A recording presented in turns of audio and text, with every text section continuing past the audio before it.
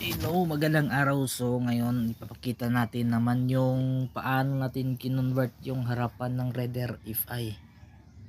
So dito gamit natin bearing, stock pa din ng Sniper, yung 6300 na size ng bearing.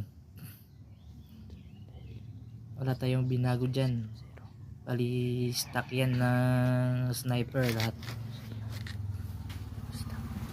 Pansin nyo yung stock ng axle ng Raider FI, malaki siya, hindi siya kasya dun sa bearing ng 6300 kasi maliit lang yung 6300.